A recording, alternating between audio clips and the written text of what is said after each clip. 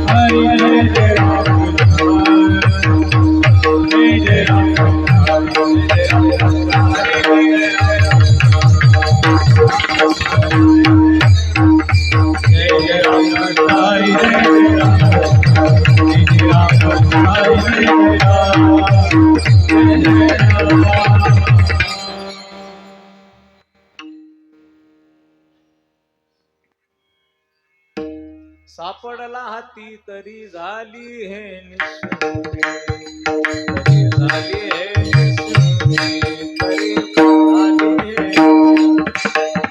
सापडला हाती तरी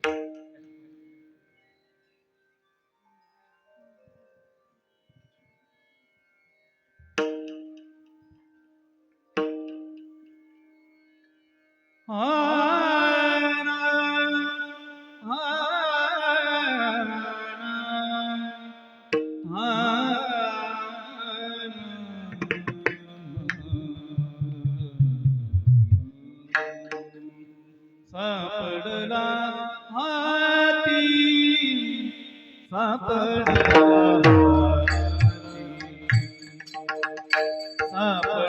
हाती, सापडला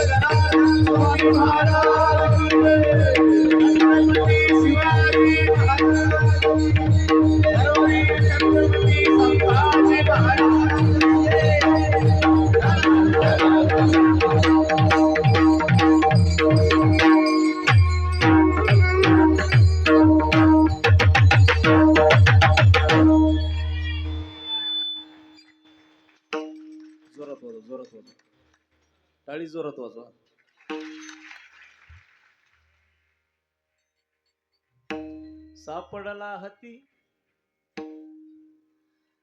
सापडला हाती तरी झाली हे निश्चिंती, नाही धावा घेत मन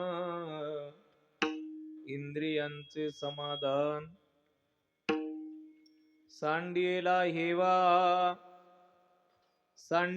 हेवा अवघा संचिताचा ठेवा, नाही धावा घेत मन इंद्रियांचे समाधान. तुका म्हणे काम निरसोनिया घेतो नाम,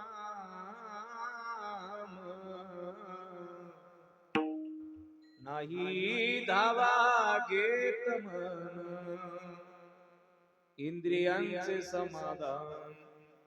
समचरण सरोजम सांद्रणीलांबुदावम जगननीत पाणिं मंडनं मंडनानां.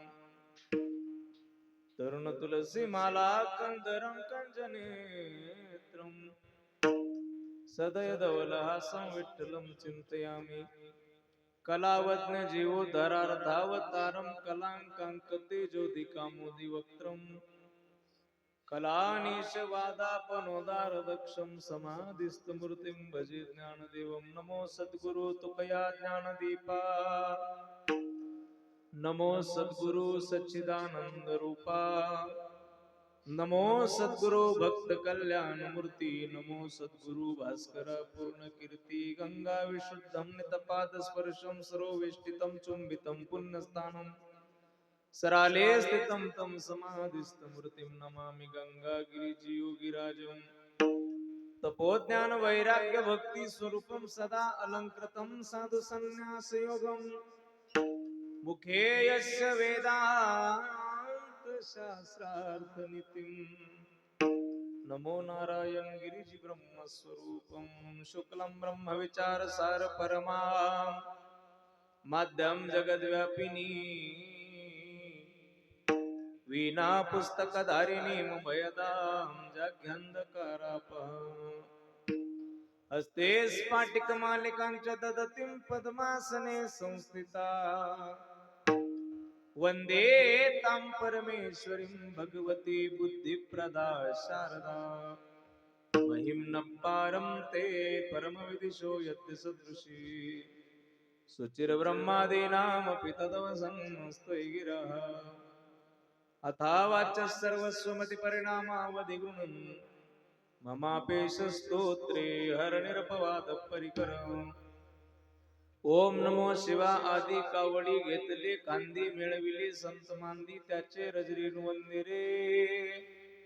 शिवनाम शीतळमुखी सेविका कापडिया रे, दड दड दड दड दड दड दड दड पळ सुटला कळी काळा बापुडिया रे. मस्तक माझा पाया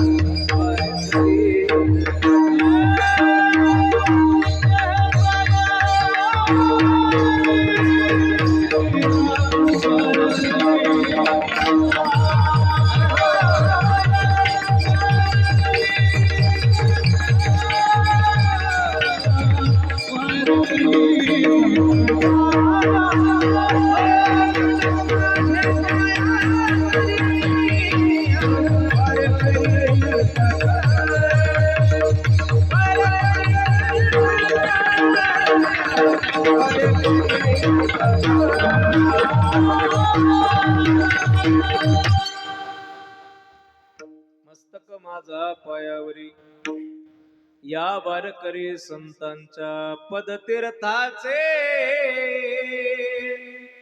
प्राशन करिता मुखी जळतले हासू माया मुनी गंगा क्षणात पुसले आसू गोदावरी चला सरला बेटच्या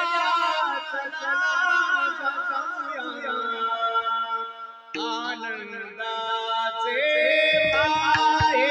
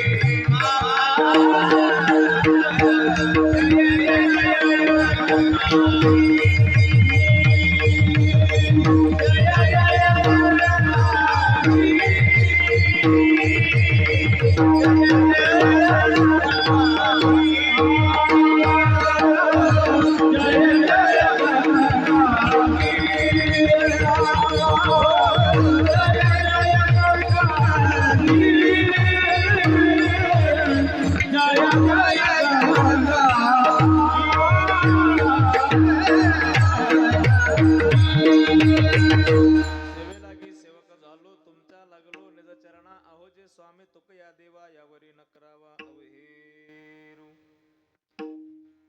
सापडला हाती तरी झाली हे निश्चिंती नाही धावा घेत मन इंद्रियांचे समाधान प्रस्तुत साधू संतांच्या पदस्पर्शाने पावनपुणी झालेल्या महाराष्ट्राच्या मातेला वंदन करून कैवल्य साम्राज्य चक्रवर्ती श्रीमंत श्री ज्ञानोबराय जगद्गुरु श्री तुकोबराय योगीराज सद्गुरु श्री गंगागिरीजी महाराज स्वानंद सुख निवासी सद्गुरु श्री जोग महाराज स्वानंद सुख निवासी राष्ट्रसंत जनार्दन स्वामी महाराज ब्रह्मलीन गुरुवर सद्गुरु श्री नारायणगिरीजी महाराज विश्वगुरु निवृत्तीनाथ दादांच्या चरणावरती कोटी भावाने वंदन करतो आणि माझ्या कीर्तन सेवेला सुरुवात करतो. सेवेला सुरुवात करण्यापूर्वी वक्ता संबंधाने काही परिहार देणक्रम प्राप्त आहे आणि म्हणून परिहार द्यायचा तो असा असणाऱ्या पुण्यक्षेत्र पिंपरी या पिंपरीच्या पुण्य परिसरामध्ये भानगर म्हणजे भाऊसाहेब नगरच्या या पुण्य परिसरामध्ये भाऊसाहेब नगरच्या पुण्य परिसरामध्ये तालुका निफाड जिल्हा नाशिक या पिंपरी गावच्या भाऊसाहेब नगरच्या या पुण्य परिसरामध्ये सुरू असलेला हा अखंड हरिनाम सप्ताह ग्रंथराज ज्ञानेश्वरी पारायण सोहळा आणि कीर्तन महोत्सव साधू संतांच्या अनंत कृपा आशीर्वादाने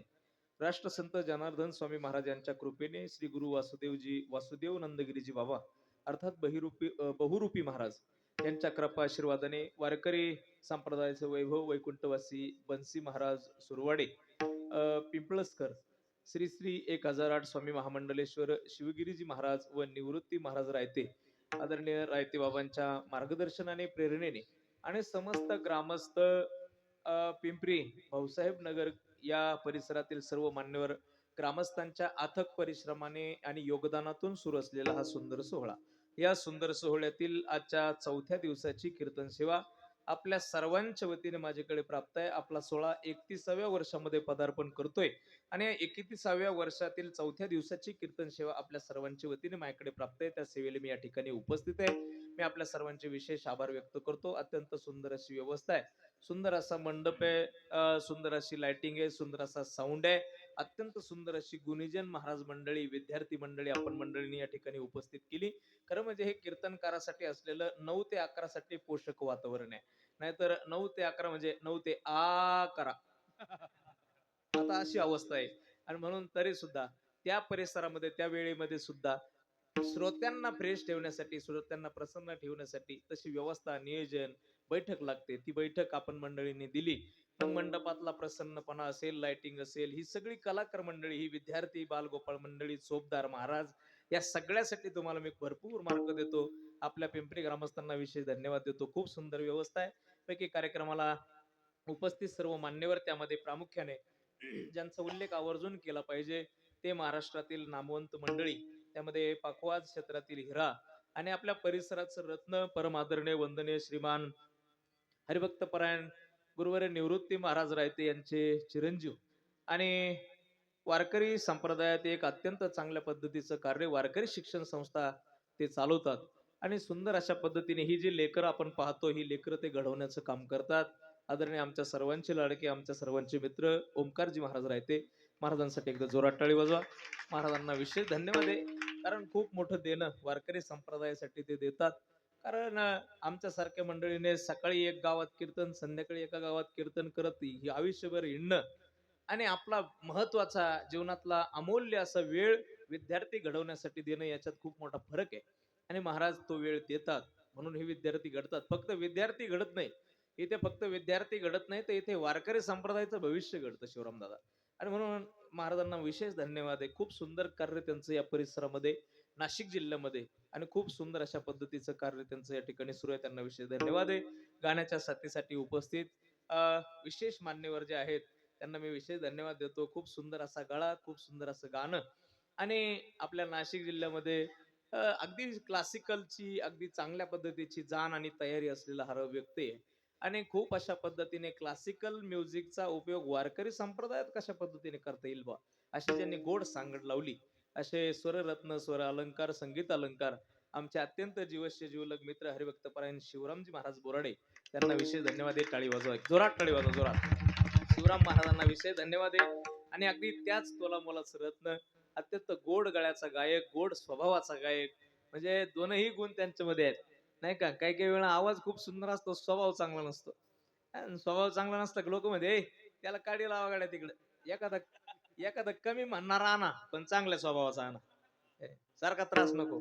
अनिरुद्ध बाबांचा अगदी तसं आहे, एकदम गोड माणूस आहे, एवढा गोड माणूस आहे ते जिथं जातील तिथं, म्हणजे तिथं माणसांच्या मनात घरच करून येतील बा. असं कधी कुणाला कंटाळा त्यांचा असा असेल असं अजिबात गाव मला आतापर्यंत सापडलं नाही. खूप सुंदर व्यक्तिमत्व आहे. ज्ञानोबा तुकोबरायांच्या सानिध्यामध्ये आयुष्य व्यतीत केलेला हा माणूस आहे आणि खूप सुंदर अशा पद्धतीची सेवा गाण्याची अनिरुद्ध महाराज करतात. महाराजांना विशेष धन्यवाद देते. आजच्या सेवेसाठी उपस्थित आहे, टाळी वाजवा त्यांना विशेष धन्यवाद. सर्वच गावातील मान्यवर टाळकरी, माझ्या या दोन मुक्ताईंसाठी एकदा जोरात टाळी वाजवा. या लेकरांसाठी खूप सुंदर अशा पद्धतीने टाळ घेऊन उभ्या आहेत. आज त्यांना आनंद वाटत असेल, टाळ घेऊन उभ्या आहेत, मजा म्हणून उभा राहिले असतील, पण काहीतरी जन्मीचं पुण्य असेल म्हणून कीर्तनात टाळ घेण्याचं भाग्य बरं का.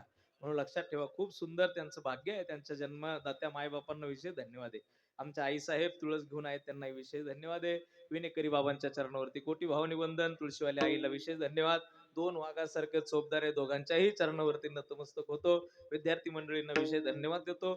माझ्या बरोबर उपस्थित माझे अत्यंत जीवलग मित्र आणि आमच्या गोदावरी धाम सरला बेटचे ज्येष्ठ मृदंग वादक, माझे जीवलग मित्र आदरणीय हरिभक्त परायण परमेश्वरजी महाराज भारत या ठिकाणी आहेत. एकदा त्यांच्यासाठी जोरात टाळी वाजवा आणि त्यांनाही विशेष धन्यवाद देतो. युट्यूबच्या माध्यमातून हे सगळं आपल्याला वर्षानुवर्ष पाहता येईल अशी सुंदर अशी व्यवस्था ज्यांच्या माध्यमातून आहे ते संत प्रसाद युट्यूब चॅनलचे आमचे शुभम दादासाठी एकदा जोरात टाळी वाजवा. खूप सुंदर ही सगळी कीर्तन आणि हे सगळेच कीर्तनकाराचं स्वागत आणि असलेले छोट्या छोट्या गोष्टीचे रील्स या बनवून आता हे मीडियामध्ये आपण राहिलं पाहिजे, प्रवाहाच्या दिशेने वाहिलं पाहिजे आणि म्हणून तीही व्यवस्था आपण मंडळींनी केली. तुम्हाला विशेष धन्यवाद आहे. शुभम दादाला विशेष धन्यवाद आहे. सुंदर अशा आवाजाची क्वालिटी, व्हिडिओची क्वालिटी त्यांची आहे, त्यांना विशेष धन्यवाद. त्याचबरोबर उपस्थित सर्वच मान्यवरांना पुन्हा एकदा विशेष धन्यवाद देतो. मला या कार्यक्रमाला येत असताना ज्यांनी वेळोवेळी मार्गदर्शन केलं, खरं म्हणजे ज्यांच्या मार्गदर्शनाने आतापर्यंत इथपर्यंत मला येण्यासाठी सर्व सुलभ झालं, असे आपल्याच गावचे आदरणीय आमचे विकी भाऊ गायकवाड, त्यांनाही विशेष धन्यवाद आहे. खरं तर त्यांच्या संपर्कानेच आणि ओमकारजी महाराजांच्या संपर्काने मला या ठिकाणी येता आलं. टाळी जोरात वाजवा थोडीशी, त्यांनाही विशेष धन्यवाद आहे. सर्वांच्या चरणावरती नतमस्तक होतो. आमचे साऊंडवाले दादा राहिले, त्यांनाही विशेष धन्यवाद आहे. खूप सुंदर आपला साऊंड आहे दादा. खूप, तुमचं नाव काय? सागर दादासाठी टाळी वाजवा एकदा. हे खूप अवघड असतं बरं का, साऊंड ऑपरेट करणं एवढं सोपं नसतं. ते पूर्वीच्या काळी आपल्याकडे एकच एम्प्लीफायर राहायचा, एक एम्प्लीफायर आणि त्याला माईक एक जोडला का त्याला एकच बटन राहायचं. त्यालाच कमी करायचं आणि त्यालाच ज्यादा करायचं. आता तसं राहिलं नाही. आता एक माईक ऑपरेट करण्यासाठी त्यांच्या मिक्सर वरती 12 बटन आहेत. किती? 12 बटन आहेत. एका माईक साठी 12 बटन आहेत. आता ते 12 बटन किती फिरवायचे त्याच ज्ञान लागत. स्वयंपाक करत असताना भाजीमध्ये आपण मसाला टाकतो आणि मसाला टाकत असताना पहा, मसाला काढत असताना मिक्सर मधून त्या मसाल्याच्या भांड्यात सामान टाकतो. मसाला करता ना तुम्ही? काही हे करतात मसाला घरी? तुम्हीच करतात मसाला करतो. त्याच्यामध्ये आपण पदार्थ टाकतो आणि तो मिक्सर मध्ये ग्राइंड करतो. मग मिक्सर मध्ये ते मसाला ग्राइंड करत असताना त्याचं प्रमाण ठरलेलं आहे. एखादा पदार्थ जर कमी अधिक पडला तर भाजीची चव बदलते की नाही? बिघडते. अगदी तसंच इथं बटन फिरवताना एखादं जरी कमी अधिक फिरलं तर इकडं माईकचा लगेच आवाज बघडतो. त्याच्यासाठी त्याचा अभ्यास करावा लागतो, ज्ञान घ्यावं लागतं. त्याच्यामध्ये सुद्धा साऊंड इंजिनिअरिंग आहे. आणि ह्या सगळ्या गोष्टी करून ही पोरं, ही माणसं सगळी आता तुमच्या आमच्यामध्ये एवढा सुंदर आवाज देतात, म्हणजे त्याच्यासाठी खूप परिश्रम आहे. सागर दादाला विशेष धन्यवाद आहे. खूप सुंदर अशी व्यवस्था आहे. खरं म्हणजे आपल्या पिंपरीकरांना मी खूप खूप धन्यवाद देईल. खूप सुंदर व्यवस्था आपण मंडळींनी केली. खूप सगळ्यांच्या चरणावरती नतमस्तक होतो. आता जर कुणाचा नामोल्लेख माझ्याकडून राहिलाच असेल तर माई बापाचं अंतःकरण करून मला माफ करा. आपल्या सगळ्यांच्या चरणावरती नतमस्तक होतो आणि देवाची शपथ घेऊन सांगितो, पुढच्या वर्षी तुमचं नाव घेईन. घेईन, शपथ घेईन. फक्त मला वर्षभर बोलवीत राहा, म्हणजे ध्यानात राहत. असं विनोद केला. मी सगळ्यांच्या चरणावरती नतमस्तक होतो. कीर्तनाला सुरुवात. विठाल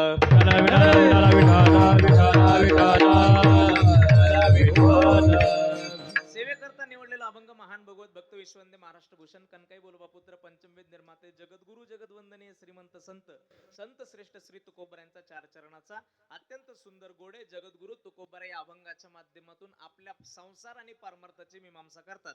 सर्वांगाचे कान करून फक्त माझ्याकडे पाहत राहा, कान माझ्याकडे ठेवा. खूप महत्वाचं बोलणारे, मोजकं बोलणारे, फार तुमचा वेळ घेत बसणार नाही. जगद्गुरु तुकोबराय संसार पारमार्थाची मीमांसा करतात. तुकोबराय म्हणतात, या मृत्यू लोकात जीव जन्माला येतो आणि तो कोणताही जीव आणि कितीही मोठा जीव आणि कितीही लहान जीव जन्माला आला तरी सुद्धा त्याला त्याचं जीवन जगत असताना तीनच पद्धतीने जगता येतं. कोणत्या तीन पद्धती? महाराज सांगतात, कोणीही जन्माला आला तर तो तीनच पद्धतीने आपलं आयुष्य जगतो. कोणत्या तीन? मी सांगतो, ऐका. महाराज सांगतात की काही माणसं या मृत्यू लोकात जन्माला आले की ते त्यांचं आयुष्य प्रवृत्तीत जगतात. काही माणसं जन्माला आले की ते त्यांचं आयुष्य निवृत्तीत जगतात. आणि काही माणसं या मृत्यू लोकात जन्माला आले की ते प्रवृत्ती आणि निवृत्तीची सांगड घालून आयुष्य जगतात. हे प्रवृत्ती निवृत्ती 9 ते 11 थोडं जड वाटतं, म्हणून मी त्याचा ऑप्शन शब्द दुसरे सापडलेले आहेत.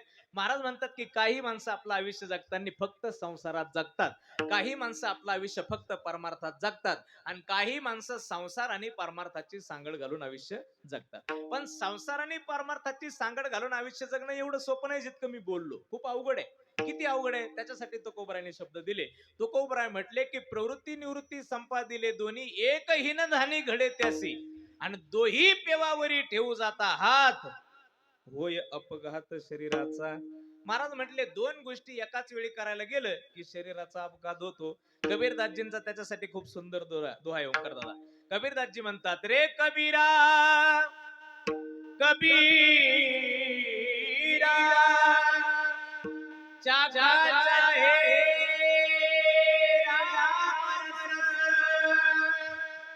राखा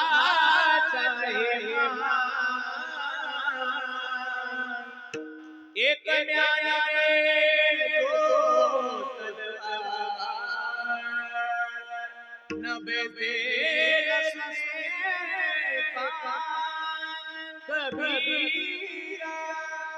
कबीरदासजी म्हटले की तलवार ठेवण्यासाठी जी गोष्ट वापरली जाते त्याला म्यान म्हणतात. तलवार ज्याच्यात ठेवतात त्या म्यानीमध्ये एका वेळी किती तलवारी बसतात?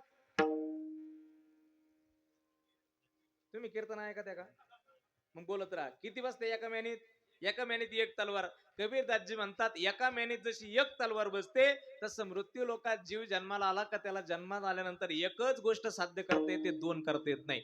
पण तरी सुद्धा अपवाद म्हणून या मृत्यू लोकात काही जीव जन्माला आले ज्यांनी संसारही सिद्ध करून दाखवला आणि परमार्थही उच्चतम कोटीला सिद्ध करून दाखवला. त्यातला पहिला वर्ग म्हणजे संतांचा. विठाला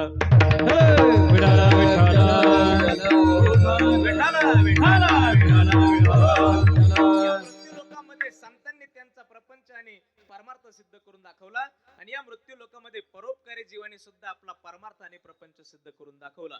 परोपकारी जीव कोणाला म्हणतात? ज्यांनी या मृत्यू लोकात जन्म आल्यानंतर रक्ताचा विचार सोडून मातीसाठी जगायला सुरुवात केली त्यांना परोपकारी असं म्हणतात. मातीसाठी जगलं की समाज लक्षात ठेवतो, रक्तासाठी जगलं की समाज विसरून जात असतो. समाज नाही, रक्ताची माणसंच विसरून जातात. म्हणून लक्षात ठेवा, या मृत्यू लोकात ज्यांनी परोपकार केला, स्वतःचा विचार सोडून जगासाठी जगले. ऑगस्टचा महिना आहे आता आणि 15 ऑगस्टच्या दिवशी सकाळी सकाळी एक गाणं वाजलं होतं, जरा याद करो कुर्बानी, जब घायल हुआ हिमालय, खतरे में पड़ी आजादी, जब तक थी सांस लड़े हम, फिर अपनी लाश दबा दी. क्या लोग थे वो दीवाने, क्या लोग थे वो अभिमानी, जरा याद करो कुर्बानी. हे गाणं ऐकलं का तुम्ही? ऐकलं असलं तर म्हणा, मी कीर्तन सोडून जाणार नाही. मी बरोबर नेतो तुम्हाला. मला सांगा, हे गाणं तुम्ही ऐकलं का? मग हे गाणं 15 ऑगस्टच्या दिवशी सकाळी ऐकल्यानंतर कोणाला आपल्या आज्याची आठवण आली होती?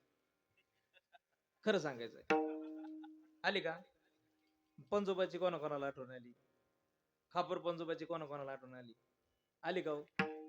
बरं, कोणाला भगतसिंगाची आठवण आली? आली? राजगुरूची आठवण आली, सुखदेवाची आठवण आली, चंद्रशेखर आझादाची आठवण का आली माहितीये का? का आली माहितीये का? आणि आपल्या माणसांची का आली नाही ते सांगतो. अरे, आपल्या माणसाची आठवण आली नाही कारण ते जन्माला आल्यापासून मरेपर्यंत रक्तासाठी जगले, आणि ज्यांची आठवण आम्हाला 15 ऑगस्टच्या दिवशी येते आणि आतापर्यंत आली, ते रक्तासाठी नाही तर मातीसाठी जगले म्हणून त्यांची आठवण आली. अरे, मातीसाठी जगावं लागतं, मग समाज लक्षात ठेवतो. याला म्हणतात प्रपंच सिद्ध करणं आणि परमार्थही सिद्ध करणं.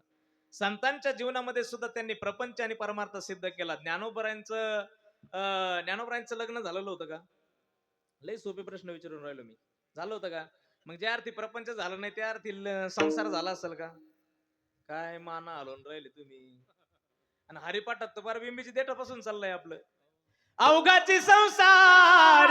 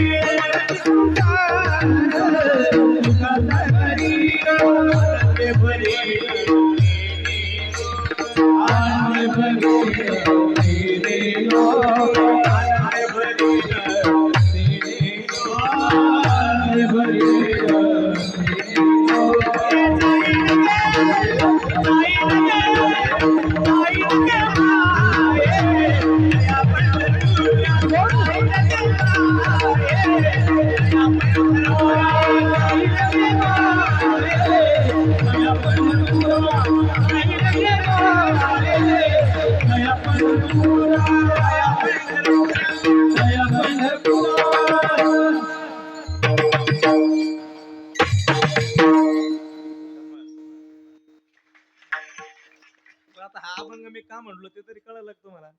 मला माहिती ते नसन कळालं, तुमचं एवढं लक्ष नसतं, त्याच्यामुळेच आमचं एकदम व्यवस्थित चाललेलं आहे. हे वारंवार कीर्तनकार बोलतात आणि तुम्ही हसतात, त्याच्यावरती अनुकरण करत नाही, याच्यामुळे आमचं खरं व्यवस्थित चाललं. ऐका, मी ते हा अभंग का म्हटलो? ज्ञानोबरांचं लग्न झालं होतं का असा प्रश्न विचारला मी, बरोबर? ज्या अर्थी लग्न झालं नाही त्या अर्थी प्रपंच झाला असं तुम्ही म्हणता, पण हरिपाठात आपण ज्ञानोबरांचाच अभंग आहे, अवघाची संसार सुखाचा, आणि केला ज्ञानोबरांनी. हा संसार सुखाचा करून दाखवला माझ्या ज्ञानोबरांनी.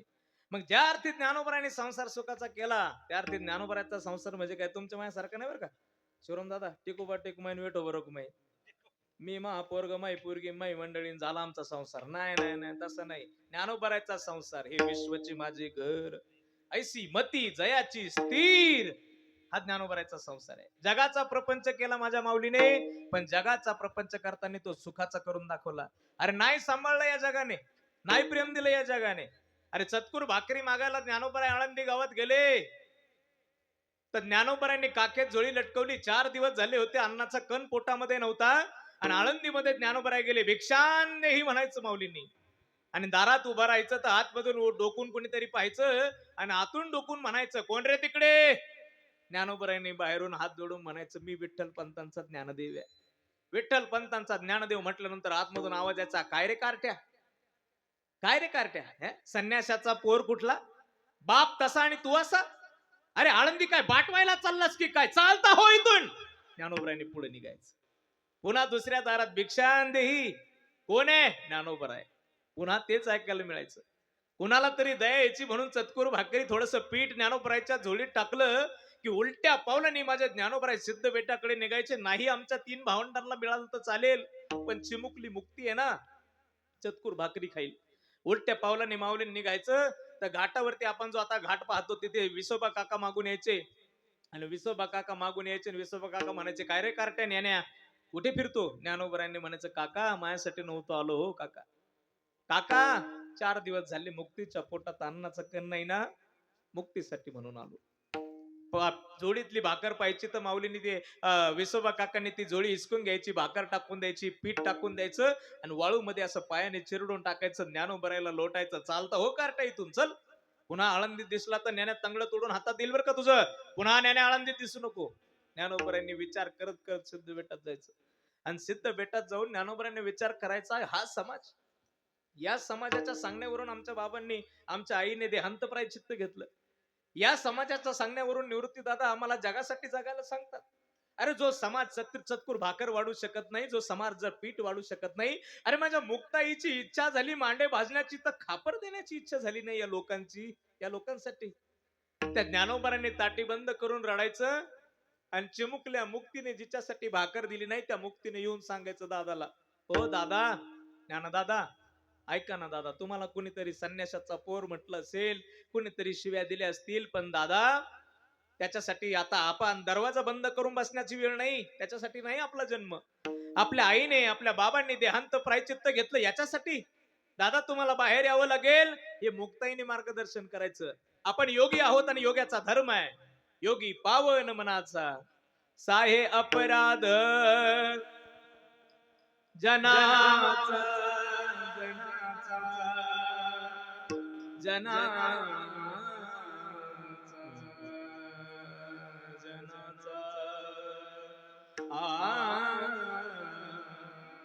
दादा बाहेर यावं लागेल तुम्हाला. आणि ज्ञानोबरांनी मुक्तीचं ऐकून बाहेर यायचं, पुन्हा त्या जगासाठी काम करायचं. आणि त्या जगासाठी काम करत करत वयाच्या 16व्या वर्षी ज्ञानोबरांनी ज्ञानेश्वरी पूर्ण केली. आणि ती ज्ञानेश्वरी निवृत्ती दादांच्या चरणावरती ठेवली. निवृत्ती दादांच्या बरोबर चालतो आपण दिंडीत, नाशिकचं रत्न आणि वारकरी संप्रदायाचं वैभव असलेले विश्वगुरु निवृत्ती दादा, त्या दादांच्या चरणावरती ज्ञानोबरांनी ज्ञानेश्वरी ठेवली. आणि ज्ञानोबरांची ज्ञानेश्वरी पाहिल्यानंतर निवृत्ती दादा रडायला लागले. डसडसा रडायला लागले निवृत्ती दादा, डोळ्यातून गळगळ अश्रू वाहू लागले. माऊली ज्ञानोबराय हात जोडून बसलेले होते आणि ज्ञानोबरायांकडे पाहून निवृत्ती दादा रडू लागले. तर ज्ञानोबरायला जवळ घेतलं आणि छातीला लावलं. निवृत्ती दादा म्हणू लागले, माऊली ए ज्ञाना, कुणासाठी केलंय ही ज्ञानेश्वरी, कुणासाठी करत बसलास. अरे चतकूर भाकरी तुला वाढली नाही रे माऊली, आपल्या मुक्तीची इच्छा झाली तर तिला खापर दिलं नाही या लोकांनी, त्यांच्यासाठी आयुष्य घातलंस माऊली. पण ऐक ज्ञाना, आतापर्यंत या जगाने तुला काही दिलं नसेल. जाताना बाबांनी, आईने मला सांगितलं, आजपासून निवृत्ती तूच यांचा माईबाप आहेस. आतापर्यंत ज्ञाना तुला देण्याचा कधी प्रसंग आला नाही, पण आज माग. आज या जगाने तुला काही दिलेलं नसू दे, पण माऊली आज तू जे मागशील ते मी तुला देणार आहे. निवृत्ती दादा म्हटले.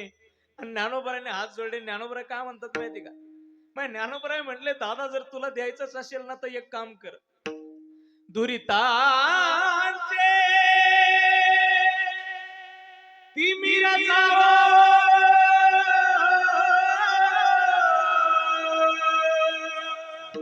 विश्वस्वधर्म सूर्य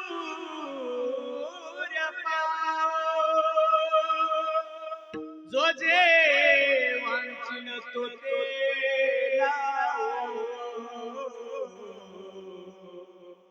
प्राणी आता विश्वास के देवी येणे वागत तो शवे, तो शोनी मज द्यावे दादा. अरे जर तुला द्यायचं असेल ना तर एक काम कर, या जगातल्या दुर्जन माणसांच्या अंतकरणातली दुर्जन बुद्धी संपू दे आणि या जगाचं कल्याण होऊ दे. काय मागणं हो माऊलीच. आयुष्यभर त्रास देणाऱ्या माणसासाठी माझ्या ज्ञानोबरांनी हृदय मोठं करून मागावं, याला संत म्हणतात दादा, याला संत म्हणतात. आणि मग संतांचं जीवन संतांनी परमार्थातही सिद्धच करून दाखवलं आणि प्रपंचातही केलं. काय तुकोबरायचा प्रपंच आणि काय तुकोबरायचा परमार्थ. एक दिवस तुकोबरायांच्या जीवनातला प्रसंग, तुकोबराय बहिर्दशेला निघले शौचाला, आणि शौचाला जाणाऱ्या तुकोबरायच्या मुखातून भजन सुरू होतं. विठ्ठल माझा माझा माझा माझा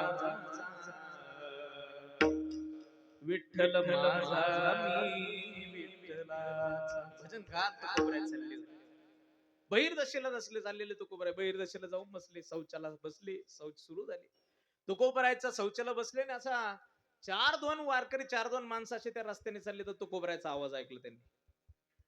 आणि तुकोबरायचा आवाज ऐकला त्याला असं वाटलं, अरे आपलं काय भाग्य आहे. अरे तुकोबराय कधी दिसत नाही, भेटत नाही, कधी भामचंद्रावर, कधी घोराड्यावर. आपल्याला तुकोबरायचा आवाज येतो, चला तुकोबरायचं दर्शन घेऊ. तर तुकोबरायच्या आवाजाने जाऊन पाहतात तर तुकोबराय शौचाला बसलेले आहेत.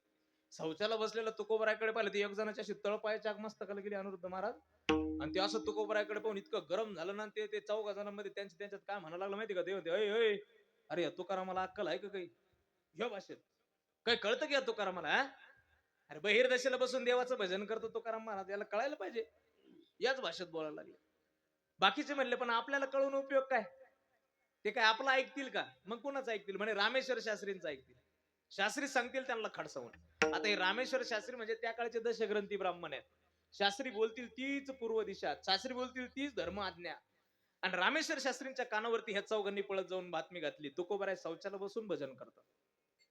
आणि रामेश्वर शास्त्री तसेच झपझप पावलांनी देहू गावात आले, तुकोबरायच्या वाड्यासमोर उभे राहिले आणि वाड्यासमोरून तुकोबरायला हाक मारली, तुकाराम, ओ तुकाराम बाहेर या. पळतच आले बा तुकोबराय, हात जोडले, शास्त्रीजी तुम्ही माझ्या दारात आलात, काय घडलं शास्त्रीजी, अपराध आहे. शास्त्रीजी म्हणले अपराध वगैरे मला माहिती नाही, अहो काय चाललंय तुमचं. तुकोबराय म्हटले काही चुकलं का. अहो म्हणे काय चाललं, काय तुम्ही करताय काय, बहिर्दशेला बसून कुठे देवाचं भजन करतात का. शौचाला बसल्यानंतर देवाचं भजन करू नये अमंगळ सांगितलं शास्त्राने.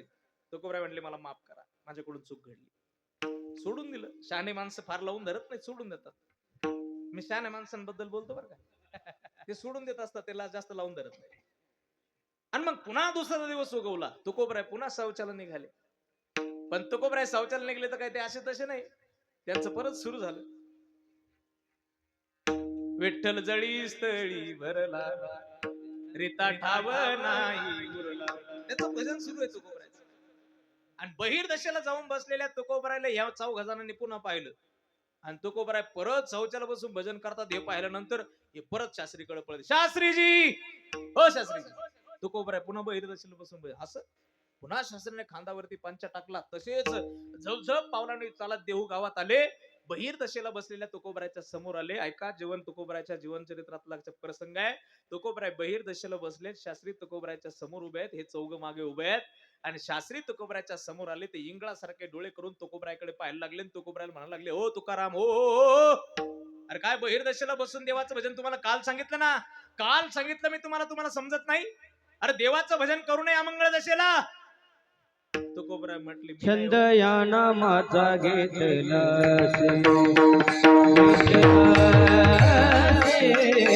छंद या नामाचा घेतला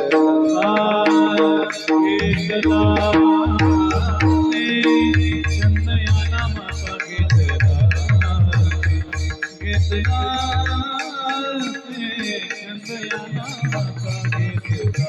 ओ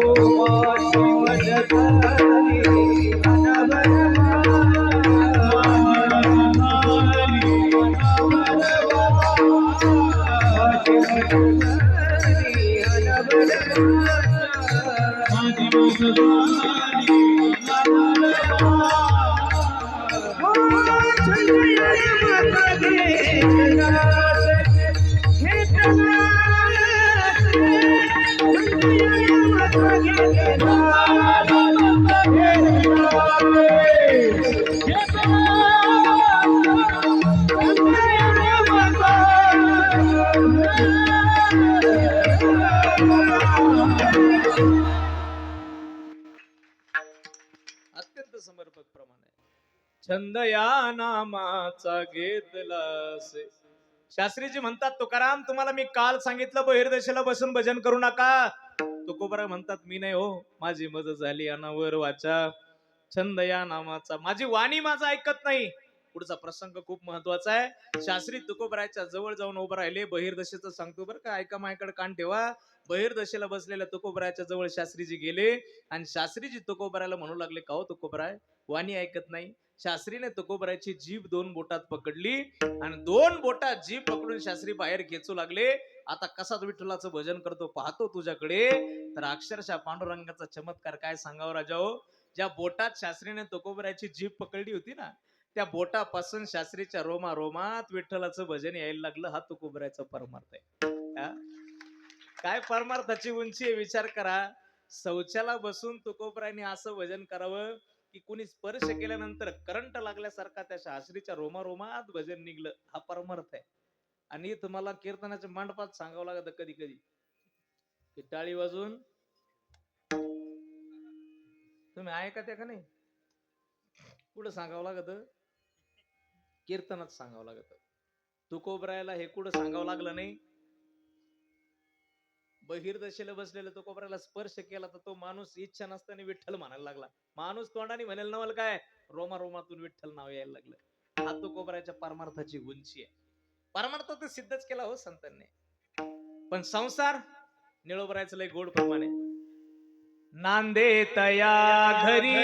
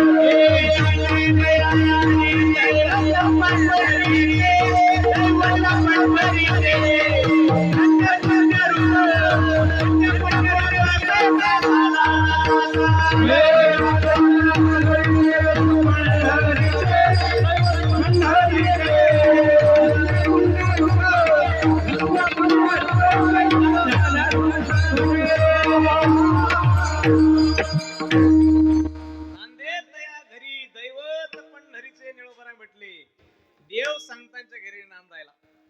नांदे नांद कळतं का तुम्हाला? नांद कळतं का तुम्हाला? यांच्याकडे पाहायचं कामच नाही आता. नांदायला तुम्हीच, दुसरे कोण नाही. कळतं का तुम्हाला? आता हे नवीन पोरींना नाही कळायचं, जुन्या बायांना माहिती नांद. आता काय नांद राहिलं राहिलं नाही म्हणजे काय कुठे गेलं नाही ते. येतं जे फक्त पूर्वी सोना नांदायच्या. आताच तुम्ही तुमचं आपलं समजून घ्या, मला काय बोलायला येतं. नांद काय होतं, नांद मी सांगतो तुम्हाला काय होतं. नांद जुना काळ होता. 10, 12, 15 वर्षाच्या वयात लग्न व्हायचं शिवराम दादा. आणि मग 10, 12, 15 वर्षाच्या वयात लग्न होऊन पोरगी गेली की तिला आईच्या घरी 10 वाजल्याशिवाय उठायची सवय नसायची. आणि ती पोरगी लग्न करून गेली की मग ती सासरला तिकडं सासूबाई खूप कठीण. मग त्या सासूबाईनं पहाटे 4 वाजता यायचं कानाजवळ आणि त्या पोरीला म्हणायचं, उठे शेणकूर कोणता हवाप करील का, पाणी तुझी आई भरील का, दळण काय तुझा बाप करील का, असं म्हणायचं. आणि मग त्या सासून असं बोललं की ती पोरगी अशी ताडकन उठायची, घाबरून उठायची, थरथरल्या अंगाने उठायची आणि काम करायला झोपायची. याला काय म्हणायचे? सासूरवास, नांदणं म्हणायचे. आणि काय सासूरवास होता महाराज. मी ह्या जुन्या बायांची शिफारस मानतो महाराज. सोपं नाही, एवढं सोपं नाही. आई बापाचं घर सोडून दुसऱ्याच्या घरात यायचं आणि दुसऱ्याने त्यांच्यावरती अत्याचारावर अत्याचार अत्याचारावर अत्याचार अत्याचारावर अत्याचार करायचे आणि त्यांनी मुकाट्याने सहन करायची फक्त आई बापाच्या नावासाठी. आता ते राहिलं नाही ते, पण जुना काळ सांगतो तुम्हाला. पोरगी जर अशी भांडून निघून जर राहिली ना तर म्हातारा कमरात लात घालायचं, चालती होई इथून चल. 2 दिवस राय गुन्हा गोविंदाने आनंदाने राय खाय पे आणि तुला निघ उचलं निघ इथं. जोपर्यंत तो आहे कपाळाचं कुंकू जिवंत आहे तोपर्यंत माझ्या दारात यायचं असं काम होतं. आणि काय नान होतं महाराज, कठीण काम होतं. अक्षरशः आमची आधीच सांगायची म्हणजे चहा करून प्यायची सुद्धा मुभा नव्हती. अनिरुद्ध भाऊ चहा करून प्यायची दादा होती. तुम्हाला नाही, आता तुम्हाला तर भेटतच ना हातात. मला माझ्या मावशी यायला विचारू द्या. खरं सांगा तुम्हाला चहा करून प्यायची मुभा होती का? माझ्यासारखा नका बोलू, खरं बोला तुम्ही. होती का? हा? अहो चहा जरी करायचं म्हणलं ना तुम्हाला सांगतो मी, अक्षरशः पाहुणे जर आले ना, पाहुणे जर आले तर म्हातारीला विचारावं लागायचं. आत्यो पाहुणे आले. मग म्हातारी विचारी किती जण आहे? सुनान सांगायचे 2 जण आहेत. मग दोघं म्हणलं का त्या म्हातारी पिठी उघडायची. ते पिठी उघडली की त्याच्यातून 2 वाट्या साखर द्यायची आणि चमचा भरून फक्की द्यायची. फक्की माहिती का तुम्हाला? आता चहा पावडर म्हणतात त्याला, तर फक्की बनायची तेव्हा. 1 चमचा फक्की 2 वाट्या साखर द्यायची आणि कर म्हणायचं चहा. तुम्ही पहा महाराज, 2 पाहुणे तर 2च वाट्या साखर, 3री वाटी साखर नाही. कमून नाही. समजा जर एखादा कप ज्यादा चहा झाला आणि जर सून चहा पिली तर किती नुकसान होईल. सासूरवास आहे महाराजा, हा सासूरवास. एवढी कठीण काम होतं महाराज. एकदाच सकाळी जर चहा झाला ना तर सगळ्यांना एकदाच आंघोळीच्या पातेल्यात किती मोठा चहा ठेवून द्यायचा. घासले दात का येऊन बसायचं चुली पैसे किती पी पण सकाळी कोणच नाही. हे आता आलं हे मी ब्लॅक टीच घेतो, लेमनच लागत, कॉफीच पितो. हा पी ना, पिशील तू आता काही पिशील, आता पिशील तू, हे चोचले खूप चाललेत आहे की नाही. तेव्हा नव्हतं असं. एक चहा बनवला का सगळ्यांनी तोच चहा घ्यायचा, पुन्हा नाही. आमच्या आजोबा सांगायचे म्हातारा जर कधी बाजारला गेलो ना तर 1 लिटर गोड तेल आणायचं. आणि 1 लिटर गोड तेल आणायचं ना, आणलं का ते कोणाकडे द्यायचं? आता काय अजून राहिले, जे व्हायचं ते होऊन गेलं ना, आता काय लाजून कोणाकडे द्यायचं? म्हातारीकडे द्यायचं. म्हातारीला स्पष्ट शब्दात सांगायचं, "या बाय महिनाभर गेलं पाहिजे बरं का." किती दिवस? आता हे नवीन माणसांना नवीन पोरीला असं वाटत बाबा काही सांगते, पण खरं सांगा म्हातारे हो, खरं 1 लिटर गोड तेल म्हाताऱ्याने जर म्हातारीकडे दिलं आणि तिला सांगायचं महिनाभर गेलं पाहिजे. आणि म्हातारी सुद्धा तुम्हाला सांगतो इतका काटकसरीचा प्रपंच करणारी होती म्हातारी. साक्षी इतकं जीव लावून ठेवायचे तुम्हाला सांगतो. ते असं बाटलीत गोड तेल बिल तेल घालून त्याला ते बुच्चन, बरं बुच्चन म्हणजे शिवरामनाथ तुम्हाला सांगतो, गुटी कंसाची गुटी कंसाची. त्याला काय अशा आट्या बिट्या होत्या का? उग कंसाची गुटी अशी वरून बुच्चन करून द्यायचं. त्याला असं कागद गुंडायचा नाही तर कपडा गुंडाळायचा आणि त्याच बुच्चन करायचं. ती बाटली जीव लावून तिनं ते म्हातारीनं ते पेटीत नेऊन ठेवायची. तुम्ही पहा म्हातारीचं सगळं सामान पेटीत राहायचं. गोड तेल पेटीत, खोबरेल तेल पेटीत, शेंगदाणे पेटीत, खोबरं पेटीत, कुरड्या पेटीत, पापड्या पेटीत, शेवया पेटीत. अजून काय राहायचं पेटीत? बोला ना, काय काय राहायचं अजून पेटीत? हा, साड्या पेटीत, पैसे पेटीत, सोनं नाणं पेटीत, साखर पेटीत, चहा पावडर पेटीत. म्हातारी तेवढी पेटीत बसत नव्हती हो, देवा शपथ ना. हे जवळजवळ सगळं म्हातारीचं सगळं पेटीत सगळं. आणि बसली असती तर दाबूनच मारली असती या घरच्यांनी. लय लय त्रास हो, लय सासूरवास तुम्हाला काय सांगा. सगळं म्हातारीचं पेटीत राहायचं. काही करायचं म्हटलं का म्हातारीला विचारायचं. आणि मग आपले घर कुटुंब आपले खटल्याचे घर होते. आपले 40 40 25 25 30 30 माणसाचे कुटुंब होते. आणि मग त्या 30 माणसाचा 40 माणसाचा जर भाजी भाकरी करायच्या ठरल्या तर घरातल्या सुनांनी सगळे काम करायची. मग पहा तुम्हाला सांगतो सिस्टीम कशी होती. मग घरातल्या 4-5 सुनांनी सगळ्यांनी मिळून एकत्र दोन्ही कुणी भाकरी थापायच्या, कुणी भाज्या करायच्या. मग ते चिराचारीचं काम सगळं, मसाला काढायचं काम सगळं पुरी सुरींकडे राहायचं. मग ते सगळं रेडी करून झालं का मग फोडणी द्यायला कोणाला बोलायचं? तुम्ही इतक्या शांत बसू नका, तुम्ही बोलत राहा माझ्या सांग. फोडणी द्यायला कोणाला बोलायचं? सासूबाईला बोलायचं. बस मग लगे आत्याला हाक मारायची, आत्यो चला झाली तयारी. मग म्हातारीने उठायचं. म्हातारीने उठायचं मग ते अशी काठी टिकीत टिकीत पिटीच्या जवळ यायचं. ते पिटीच्या जवळ आल्यानंतर ती काठी टाकून द्यायची. मग ते असं कुलूप उघडायचं. ते कुलूप उघडल्यानंतर ती तेलाची बाटली घ्यायची. अशी पातेल्याच्या जवळ हळूहळू जायचं. तिथं तिला मग त्या पातेल्याच्या जवळ दोघींनी धरायचं तिला. आणि ते एवढं दोघींनी धरू एवढं तिला ते इतकं तिचं थाट. आणि ते त्याच्यात त्याचा हात सोडला का त्या बाटलीला ते तेल टाकण्यासाठी, त्याच्यात म्हातारीने म्हणायचं आता का तिचा जर तिचाच झोकांडा जायचा असं तर ती सुनांना सासुरवास आता मला का चुलीत घालीता का? काय त्रास सहन केला मला, विशेष वाटतं मला कधी. आणि ते मग फोडणी द्यायचा कार्यक्रम 25 माणसाचं कालवण. किती जणांचं बोला तुम्ही? किती? 25 लोकांचं कालवण. एवढं मोठं पातेला ठेवलं, 25 माणसाची भाजी, 1 लिटर गोटली त्याला बाटली आणायची. त्या म्हातारीनं असं बुच्चन काढायचं, माझ्याकडे पाहत राहा, बुच्चन काढायचं आणि हे कॉक लावायचा. कॉक दिसला का तुम्हाला सगळ्याला? इथं माझ्याकडं ह्या बोटावर कीर्तन आता सगळं इथं पहा. 1 लिटर ते बाटलीला असं बुच्च्यान लावायचं. आणि भाजी किती जणांची आहे? 25 माणसाच्या भाजीमध्ये ती म्हातारीनं अशी बाटली पालती करायची आणि वरून कॉक चालू करायचा. वरून कॉक चालू झाला, तेलाची धार खाली टिकली की वरून कॉक. बस. कामच झालं. किती माणसाचं कालवण आहे? 25 लोकांचं कालवण आहे. 25 माणसाच्या कालवणाला वगळी भर तेल होतं. कुठं पडलं कुठं नाही पडलं.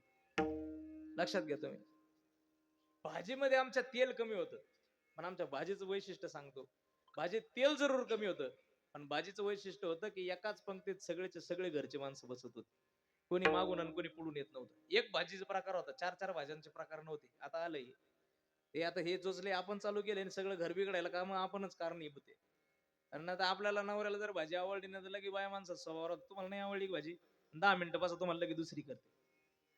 ते दुसरी करण्यामुळे गंमत अशी झाली, पहिला जर 7ला जेवायला आला तर दुसरा 8ला यायला लागला. घरात एकाच घरात दुसरा 8ला झाला, तिसरा 8:30ला यायला लागला, तिसरा 8:30ला आला, चौथा 9ला यायला लागला, चौथा 9ला आला तर पाचवा 10ला यायला लागला, पाचवा 10ला जर आला तर 6व्याला गावात आणायला जावं लागायला लागलं. चाल भाऊ घरी चाल रे, घरी चाल, नको तमाशा घालू गावात, चाल रे दादा चाल. नाही गावात सप्ताह चालू आहे. तो आपल्या जर नाही एका जबरच पडीन पाडशील मग नाही तर काय. विठाला विठाला विठाला विठाला विठाला विठाला. हे सगळं बिघडत चाललं. कधी बिघडलं? ज्या दिवशी आम्ही वडीलधाऱ्यांचा आदर सोडून दिला. लक्षात ठेवा, आमची सासू कठीण होती, सासूरवास करीत होती, पण तिने प्रपंच फुटू दिला नाही. तिने असं मुठीत प्रपंच दाबून धरला, सगळ्या एकत्र ठेवल्या. म्हातारं आमचं कठीण होतं. अहो 2-2, 3-3 पोराचं पोरग घरात बसलेलं असायचं, पण म्हाताऱ्याची जर चप्पल वाजली ना तर तिची हिंमत होत नव्हती बापासमोर बोलण्याची. आता उचलून टाकीत पोरं. कठीण आहे महाराज. हा काळ बदलत चालला. मला सांगायचं नाही की हे चांगलं झालंय, हे वाईटच झालंय, हे जरूर वाईट झालं. पण लक्षात घ्या, या सगळ्या वाईटाच्या मागे कारणीभूत आपणच आहे. कुठेतरी आपणही पोरगा करता झाल्यानंतर म्हाताऱ्याने काय लुडबुड करावा. माझ्यासारखा खरं बोलत चला तुम्ही. मला खरं बोलायची सवय. पोरगा करता झाला ना, म्हाताऱ्याने काय लुडबुड करायची. कर बो, जाऊ दे, करू दे, तू काय कर, तुला जे करायचं ते कर. म्हातारा सारखं लोडबुड. आता पोरगा करतोय, सगळं करतं, जिल्ह्यात तिथं करतं, तरी म्हाताऱ्याला बसल्या जागेवर कांदे तिकाळड्या वावरात नको करू, इकाळड्या वावरात कर. अरे बाबा तू गप ना. तुला दारे धरायचे नाही, तुला मोटर चालू करायची नाही, तुला पाणी भरायचं नाही, तुला खोरं धरायचं नाही, तुला कुठे जायचं नाही, तुला बसल्या जागेवर चहा आहे, बसल्या जागेवर 2 टायमाचं जेवण आहे, बिड्याचा कट्टल तो आहे उशाला पडेल, सगळं जिल्ह्यात तिथं आहे, तू कशाला लुडबुड करतो. तुम्हाला तळत येईल, तुम्हाला वाईट वाटणार माझं. पण एकदा की माणसाने प्रपंचामध्ये, एकदा की माणसाचा वय उतार व्हायला लागलं, मुलं करती झाली की, मुलं करती झाल्यानंतर प्रपंचावरती तुळशी पत्र ठेवायला शिकलं पाहिजे. जर शेवटचा काळ आनंदात जगायचा असेल तर हे शिका. हे महत्वाचं आहे. हे रामायण शिकवतं. रामप्रभूला राज्य कोणत्या दिवशी मिळालं? ज्या दिवशी राजा दशरथाने आपला एक केस पांढरा पाहिला, त्या दिवशी राजा दशरथाने ठरवलं की उद्या रामाला राज्य द्यायचं. किती केस? श्रवण तुलसीदासांनी वर्णन केलं, श्रवण समीप भये श्रित केसा. एक केस पांढरा पाहिला तर लगेच दुसऱ्या मिनिटाला ठरवलं, कैकेयी कौशल्य सुमित्रे, उद्या रामाला राज्य द्यायचं. एकच केस पांढरा झाला होता. किती? एक नाही राहिला आपला. काळा म्हणतो मी. किती जणांचा सुटला प्रपंच? सांगा की किती जणांचा? अहो नाही, आमचा सुटत नाही. मग परिणाम त्याचा वाईट आहे ना. आपण सारखी लुडबुड करत राहिलो का, मुलांना कळत नाही आपण काय करावं. बाप आपला सारखं लुडबुड करतो, ते पोर मित्रामध्ये बसले म्हणते आमचं म्हातारं इतकं येड्यावानी करतं ना, सारखं बडबड सारखं. त्याला कधी असा उचलूनच आपटितो एकदाचा त्याच्या. बघा, ह्या सगळ्या गोष्टी आपल्याला हसण्यावरी, विनोदावरी वाटत असेल, पण याच्यात काही तथ्य आहे की नाही? तुम्हाला काय वाटतं? याच्यात सत्यता आहे हो. एका विशिष्ट वेळेत आपण मुलांवरती सोडलं पाहिजे. तुम्ही काय झाला असाल, तुम्ही सुद्धा सुना ज्या दिवशी कर्त्या होईल, मी प्रामाणिकपणे सांगतो, तुम्ही माझ्या आई सारख्या आहात. सुना ज्या दिवशी घरात कर्त्या होतील, त्या दिवशी ज्या दिवशी त्या सगळ्यांचं करायला लागल्या, त्या दिवशी आपण सोडून दिलं पाहिजे. आपण लोडबुड करण्यात मजा नसते. नाही तर आपल्याला घाण खोडे, तुझ्या तुला हेच शिकवलं का, तुझ्या बापान तुला तेच शिकवलं का, मर उपाशी. मग आता थोडाफार होणारच आहे. आता तिच्याकडले पाहुणे आल्यानंतर भजे थोडे नरम होणारच आहे, आणि तुमच्याकडे पाहुणे आल्यानंतर थोडे भजे निवार होणारच आहे. होणार आहे, त्याच्यात काय. तुम्ही दिली का तिला लिकी सारखी ट्रीटमेंट, पुरी सारखी ट्रीटमेंट दिली का? नाही दिली ना, मग भज्याची अपेक्षा काय करता तुम्ही चांगल्या? नाही दिली. आपली लेखन जावं आला का म्हणायचं लक्ष्मी नारायणात जोडाय, आणि आपली सुनन पोरग चाललं का म्हणायचं पाहिले का आमची अवदासा. मग आमच्या बोलण्यात जर इतकी तफावत आहे ना, तर मग खाण्यात सुद्धा तफावतीला मान्य करायचं. लक्षात ठेवा, आम्ही जसं वागू तसेच पुढची माणसं वागतील, हे सगळ्यांनी लक्षात घेतलं पाहिजे. परमार्थ परमार्थ म्हणजे नेमकं काय असतो? अरे प्रपंचातून सुरू करावं लागतो, त्याला परमार्थ म्हणतात. ज्या दिवशी आपल्या घरातली आई आपल्याला आई वाटेल, ज्या दिवशी घरातला आपल्याला बाप बाप म्हणून सांभाळावं वाटेल, त्या दिवशी आपला खरा परमार्थ होतो. ज्या दिवशी आपल्या घरातली सासू आपले सासरे थकले, त्यांची सेवा करण्याची इच्छा होईल, त्या दिवशी खरा परमार्थ होतो. परमार्थ काय असतो काय दुसरा? जगद्गुरु तुकोबराय म्हटले, माझे आई आणि माझे वडील जोपर्यंत माझ्या घरात होते तोपर्यंत मी त्यांची सेवा केली, तोपर्यंत देवाचं मी नाव सुद्धा घेतलं नाही. मला आठवत नाही मी देवाचं नाव घेतलं. हे कदाचित तुकोबराच्या चरित्रात तुम्हाला सापडणार नाही, पण तुकोबराय म्हणतात, जोपर्यंत माझे आई वडील होते तोपर्यंत मी त्यांचीच सेवा केली, दुसरी नाही. आणि माझे वडील जाताना मला जे सांगून गेले ते मी पुढे चालवलं. ते काय? माझ्या वडिलांची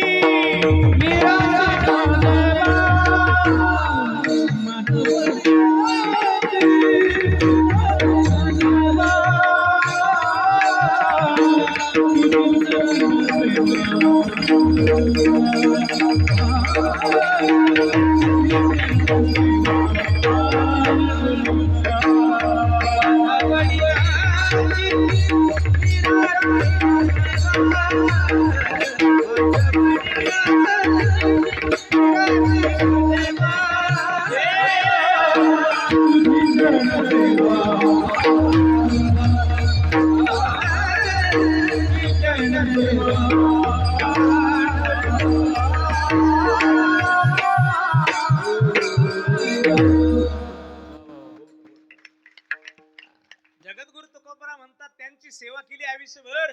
ते ज्या दिवशी गेले त्या दिवशी त्यांचे विधी केले. पिंड पदावरी दिला पुलिये करी, माझे झाले गयावर्जन. तुकोबराय म्हणतात, पेटले पितरांचे ऋण. आणि मग त्याच्यानंतर काय केलं तर वडिलांचा संस्कार पुढे घेऊन चाललो. तो संस्कार महाराज सांगितला, माझ्या वडिलाची मिरासिगा देवा, तुझी चरण सेवा पांडुरंगा. आमचे वडील समाजसेवेत असतील ना, तर आम्ही सुद्धा, आम्हाला आवड नसली तरी समाजसेवा करावी, हीच खरी अर्थाने त्यांना श्रद्धांजली असते. आमची आई घरात बसून हरिपाठ वाचायची, पण आता आई राहिली नाही. आणि घरातल्या माणसांना वेळ नसेल तर वेळ काढून हरिपाठ वाचायला सुरुवात करा. त्या आईला त्या दिवशी समाधान वाटायला लागेल. लक्षात ठेवा, हे खऱ्या अर्थाने परमार्थ असतो. प्रपंचामध्ये आपले माणसं ज्या दिवशी आपल्याला सांभाळत येतील त्या दिवशी आपण खरे परमार्थिक होतो, हे लक्षात ठेवा. स्वामी काज गुरु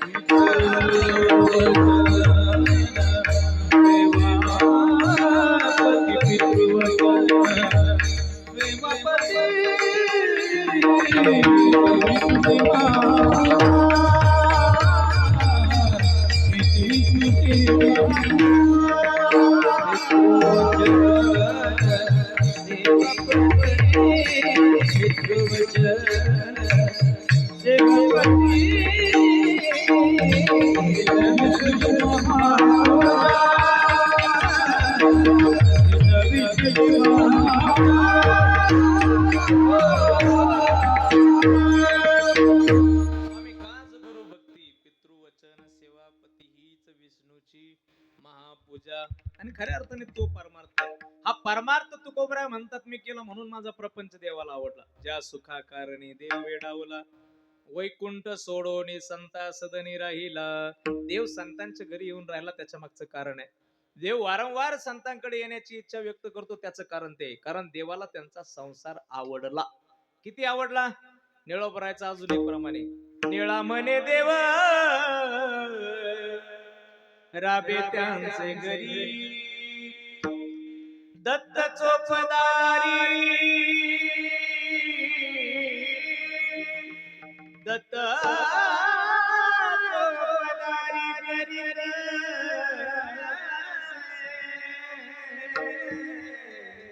श्रीखंडाच्या जनना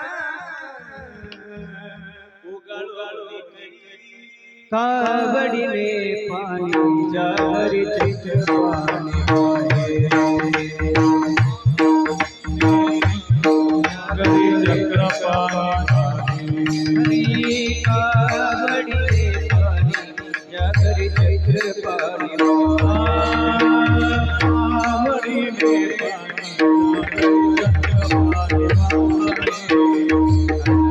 भक्ती भावे निळावंतीच्याचे पाये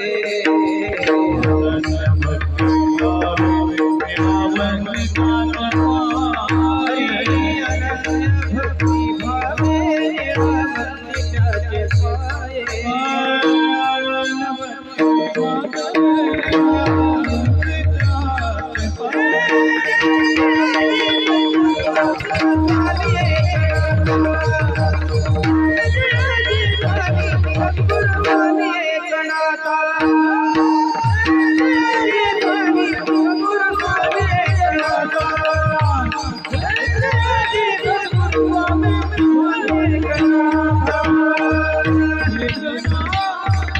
हे संतांच्या घरी येऊन त्यांनी केलं. कावडीने ज्या घरी पाणी चक्र पाणी वाहे अनन्य भक्ती भाव निळावंदी त्यांचे पाय. कावडीनं पाणी भरलं, श्रीखंडाच्या रूपाने चंदन उगाळून दिलं.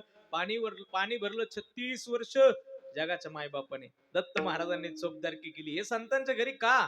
कारण संतांचा त्याला संसार आवडला, म्हणून संसारही सिद्ध केला आणि परमार्थही सिद्ध केला संतांनी.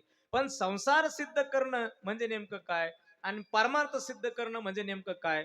महाराज सांगतात, संसार सिद्ध झाला तेव्हा म्हणता येईल ज्या दिवशी माणसाला विरक्ती प्राप्त होते, आणि परमार्थ सिद्ध झाला हे तेव्हा म्हणता येईल जेव्हा त्याला निश्चिंती प्राप्त होते.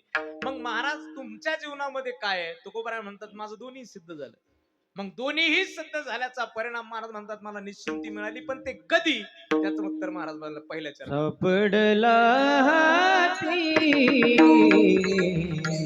सापडला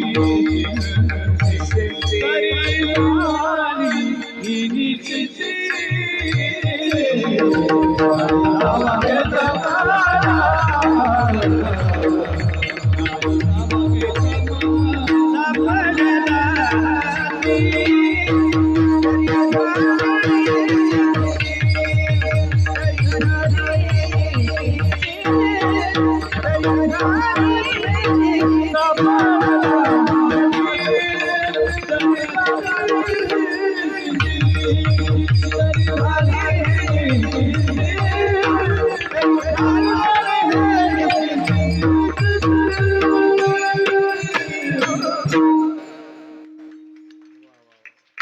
सापडला हाती तरी झाली हे निश्चिंती. महाराज म्हटले निश्चिंती माझी झाली, पण कधी झाली? सापडला हाती. खरं म्हणजे निश्चिंती होणं म्हणजे काय माहिती का? एकदम दोन वाक्य दोन शब्दात सांगतो. निश्चिंती म्हणजे काय? माणसाच्या जीवनातली धावपळ संपणं त्याला निश्चिंत अवस्था म्हणतात. तुकोबराय म्हटले ना, आता निश्चिंतीने पावलो. पण कधी? त्याच्या पुढे सांगितलं. पुढचं काय? खुंटलिया धावा तृष्णेची या. तृष्णा म्हणजे इच्छा, आणि धाव तृष्णेची म्हणजे इच्छेची धाव संपली. आता माझ्या कुठलीच इच्छा शिल्लक राहिली नाही, तेव्हा निश्चिंत झालो.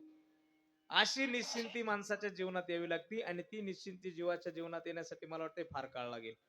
ती निश्चिंती येतच नाही. मरेपर्यंत माणसाची शेवटची इच्छा. एक जण माळ घालायला आला आणि मला म्हणे माळ घालायची. म्हणलं बाबा आता थोड्यासाठी काय घालायचं? आता 75-80 वय, काय थोड्यासाठी? त्याने म्हणते नाही घालून तरी काय करता म्हणे, आता दात नाही राहिले. म्हणजे दात असते तर मरुस्तोवर खाल्लेच असते. म्हणजे निश्चिंती नाही होणार त्याची. का? इच्छा संपली नाही ना. आता दात राहिले नाही म्हणून माळ घालायची. याला म्हणतात इच्छा न संपणं. जीवाची तीच अवस्था आहे, जीवाची इच्छा संपत नाही. त्याला म्हणतात निश्चिंती न येणं. निश्चिंत एकदा जीवन झालं की महाराज सांगतात मग ते जीवन परमात्म्याच्या खऱ्या अर्थाने वाटेल लागतं. आणि एक विरक्त जीवन व्हायला लागतं. विरक्त जीवन कसं असतं? तुकोबरायचं प्रमाणे जगद्गुरु तुकोबराय म्हणतात विरक्ती त्याला म्हणतात. कशाला विरक्ती म्हणतात? विटले हे चित्त प्रपंचापासून वमनते मनी बैसलेसे, त्याला विरक्त अवस्था म्हणतात. काय झाले? दशमीचा दिवस होता माझ्याकडे पहा. दशमी एकादशीचा आदला दिवस. आणि मग 7 ते 9 चे कीर्तन होते आणि पंक्ती होत्या. तर ते काय झालं, ते कीर्तनाला आले, ते कीर्तन बिर्तन झालं, नंतर पंगत होती. तर पंगत होती तर घरून मंडळींना निघताना त्याला सांगितलं की उद्या एकादशी बरं का, उद्या एकादशी आहे. आता तिथं काय वाढायला मी नाही, तुम्हाला पोटभर जेवून या. मग आता त्याच रोजची 1.5 भाकर खायची सवय होती, त्या दिवशी 3 खाल्या, दीड जोड खाली, 3 भाकरी खाल्ल्या. टाचून जेवला चांगला, कांदा बिंदा एकदम व्यवस्थित जिथले तिथे केलं. आमटी भाकर होती, पोटभर जेवला. घरी उद्या एकादशी आहे ना. दुसऱ्या दिवशी सकाळी मग ते सकाळी जर उठलं तर उठले मंडळी म्हणे बरं का, तुम्हाला एकादशी ध्यानात ठेवा. ते म्हणे हाय हाय माझ्या ध्यानात. उठल्यानंतर जरा फ्रेश झाला, आंघोळ झाली, देवपूजा झाली. मंडळीला म्हणे ए मला जर चहा ठेव बरं. मंडळी म्हणे चहा ना घेऊ, लाल जरद तापलेलं दूध आहे, गल्लस भरून दूध घ्या, तुम्हाला उपाशी. मग तिने असं गल्लास भरून दूध दिलं. त्याने तेवढं दूध घेतलं. दूध घेतल्यानंतर तो म्हणे मी गावातून चक्कर मारून येतो, सप्ताह चालू आहे, वर्गणी चालू आहे, गावात जरा पाहून येतो काय चालू आहे काय नाही. गावात आला, गावात इकडे तिकडे फिरला, जरा फेरफटका मारला, इकडे तिकडे झाला, इकडे तिकडे फिरला. तर याचा त्या नायलन चिवड्याचा नाश्ता येईल होता, त्याच्यातल्या 2 प्लेटी खाल्या. त्याच्यानंतर मग इकडे तिकडे फिरून तो म्हणे आता जातो. घरी आला, बरोबर 12ला घरी आला तर मंडळी हाक मारली, म्हणे बाई मी आलो बरं का. मंडळी म्हणे तुम्ही आले खरे, पण अजून शाबूज तांदूळ भिजलेला. शाबू तांदूळ कळतो का तुम्हाला? नाही, शाबुदाना भिजलेला नाही. मग तो म्हणे काय नाही, बसवतो जर शिक. मग आता थोडा अर्धा तासाने शाबुदाना भिजला तर मंडळी म्हणे शाबुदाना भिजलेला आहे, देऊ का परतून? ते म्हणे परत. आता येळाच्या पोटात कधीतरी फरळ करायचं जे परत. मग तिने लगेच शाबुदाना परतायला घेतला. आणि शाबुदाना परत ती म्हणे मग तवर थोडस काही केळं बिळं देऊ का तवर? त्याने दी. ते केळाची फणी पडेलच होती, तिनं त्याच्यातली 2-4 केळं मोडले, त्याच्या पुढे नेऊन ठेवली. मग तिने तवर केळं खाल्ले. मग तिनं ते गॅसला आपल्या 2 मुंडके राहतात पहा, आता 4 मुंडक्याचे गॅस आले. मुंडके म्हणजे बर्नर म्हणते त्याला इंग्लिश मध्ये. ते असे 2 मुंडक्याचा गॅस होता. एका मुंडक्यावरती त्याने शाबुदाना परतायला घेतला आणि दुसऱ्या मुंडक्यावरती तिने ती आमटी बनवायला घेतली. तुमच्याकडे काय म्हणते तिला? हा, जिरक. हा, त्याला काही भागात जिरक म्हणतात, काही भागात आमटी म्हणतात. आपल्या सगळ्यांच्या भागात त्याला खळगुट म्हणतात. शेंगदाण्याचा खळगुट म्हणतात का नाही? हा, त्याला तिकडे तुम्ही मालेगावकडे गेले बट्ट म्हणते त्याला, बट्ट. हा, रबळ रबळ म्हणतात, बट्ट म्हणते, त्याला अनेक नाव आहेत. आणि मग तिनं ते बनवायला घेतलं. माझ्याकडे पाहत इकडून तिनं ते असं शेंगदाण्याची आमटी बनवायला घेतली, दुसऱ्या बाजूला तिनं खिशाबू. मग ते खिचडी बिचडी बनवून झाली. बनवल्यानंतर लगेच तिनं म्हणे, ती लगेच हाक मारली, म्हणे ओ घ्या बरं बसून, बसा बरं मी ताट बनवते. ते म्हणे लगेच बसवतो. लगेच त्याने तो बसला, म्हणजे काय उठून नाही बसला. अहो नाही, तो पलंगावर बसला होता, असा खाली सरकला बा, तसाच खाली सरकला. आणि लगेच तिनं ताट बनवलं. तिकडे ताट बनवायला घेतलं तिनं, असं उग उलशिक माझ्या हाताकडे पहा, उग उलशिक खिचडी दिली, अशी उलशिक खिचडी दिली, असं जिरकं दिलं. त्याच्यानंतर पापड्या तळेल होत्या, त्याच्या साबुदाण्याच्या पापड्या होत्या, काही भगरीच्या होत्या, काही आपल्या त्याच्या बटाट्याचे वेपर्स होते, काही आपल्या नागली चालत आहेत का? नागलीच नव्हत्या, दुसऱ्या होत्या. अशा 2-4 प्रकारच्या पापड्या होत्या. त्याच्यानंतर किती खिचडी दिली. आपले ते काळे बोटक याचे, आपले खजुरीचे 12-13 बोटक दिले. त्याच्यानंतर राजगिऱ्याचे लाडू दिले 2-3 डझन. ते असं खा म्हणे, एवढा प्रसाद दिला. त्याच्यानंतर असं एवढं सगळं तिनं असं ताट त्याच्या समोर आणून ठेवलं. परत ते ताट समोर आणून ठेवल्यानंतर तिने जे त्याच्यावर आक्रमण करून टाकला. त्याच्यातला नव्हताच तो, असं पाणी फिरवणं ते देवधर्म काय. पहिला बसला. बरं बसला नंतर मग ते मार्द झाला असेल त्याचं, तर तिकडून मंडळीत देणं आलं. तर तिकडून ती काम करता करता बिचारी ती साऱ्या सकाळची येळमाळ उठल्यापासून तिचं मागं काम लागलेलं. आणि ते तिकडून तिनं ध्यान करून ती म्हणली ओ का हो, तुम्हाला जर शिक दही देऊ का? तो इतका गरम झाला, तुम्हाला काय सांगा. तो म्हणे अरे तुम्हाला आकली कधी येतील? हा, कधी आकली? अरे साबुदाण्या संग दही खायचं नाही, मग काय सांग खायचं? आणि इकडे बाई इतकी घाबरून गेली महाराज. तुम्हाला तिला असं वाटलं काय करावं, सारे सकाळचं उठल्यापासून आपण माणसाने राब राब राब राब राबायचं आपल्या पोटात अन्नाचा कण नाही अजून आणि आपल्या ध्यानात नाही राहिलं तर येईन इतकं कौर करते तिनं ते दही तर आणून दिलं पण तिला असं वाटलं हो याच्या जर लक्षात आलं आणि यांनी जर ही पपई इथं पाहिली तर मारायला बसला. तुमचं आलं ना ध्यानात, तुमच्या ध्यानात येणं गरजेचं आहे. तिनं जशी पपई उचलली तशी त्याच्या पुढे नेऊन ठेवून दिली ती पपई खावे आणि मग ते त्याचं चालू झालं ते फरळ खाता खाता ते फरळ बिरळ व्यवस्थित झालं तिने त्याच्यातली पपई बिपई खाली ते सगळं सगळं झालं आणि ते मग ते सगळं फरळ झाल्यानंतर तिनं ते ताट बीट उचललं तिकडं ताट नेऊन ठेवलं आणि ताट नेऊन ठेवल्यानंतर तुम्हाला काय सांगावं ते असं उठलून असं पलंगावर बसला तर अक्षरशः पलंग काय राहतो भाऊ असा पलंग वाकलाच भाऊ खाली वाकलाच पलंग असा पलंग वाकला आणि तुम्हाला सांगतो तो नुसा पळला पळला. काही माणसं पळल्या झोपत येत काही माणसं पळल्या झोपत येत काही माणसं पडले का लगेच झोपत येत हा त्याच्यातला नव्हता हा त्याच्या पुढचा होता हा आधी झोपायचा आणि मग पडायचा त्याच्यातला होता पळला झोपला आणि पळला तर मंडळीनं बरोबर 4 वाजता मंडळीनं 5 वाजता त्याला उठायला सुरुवात केली उठा उठा उठा एकादशी उठा उठा अहो गावात कीर्तने 7 ते 9 कीर्तने उठा उठा उठा उठा उठून दिलं ते असं पोट चुळीत उठला ते म्हणे बरं का लय पोट डांबरलं आता डांबरण नाही तर तू जनावर चरूच राहिला राजा काही तुझ्या पोटाला काही आराम असं तू जशी पोटच डांबरला गड्या म्हणे मंडळी म्हणे मग काय करू म्हणे काय नाही मला आहे ना जर कोरा चहा कर असं लिंबू पिळून कोरा चहा आधी तिनं अजून कोरा चहा दिला लिंबू पिळून दिलं त्यांनी तेवढा चहा बरोबर 5 वाजता त्याने चहा घेतला आणि 5:15 वाजता त्याला डळमळल्यावानी व्हायला लागलं. कसं व्हायला लागलं 5:15 ला त्याला टळमळल्यावानी व्हायला लागलं आणि बरोबर 5:30 वाजता त्याला मळमळल्यावानी व्हायला लागलं आणि 5:45 वाजता त्याला बरोबर डळमळल्यावानी मळमळल्यावानी व्हायला लागलं आणि बरोबर 6 वाजता त्याने जेवढं खाल्लेलं होतं का तुमच्या ध्यानात आहे का परत सांगू की एकदा आहे ना ध्यानात ते जेवढं खायला होतं त्याने ते असं सगळं ग्राइंडर वाणी मिक्स झालं पोटात हा आणि सगळं 6 वाजता असं बडा बडा बडा बडा बडा बडा बडा बडा. आता मला खरं सांगा त्या उलटीकडे पाहून कसं वाटत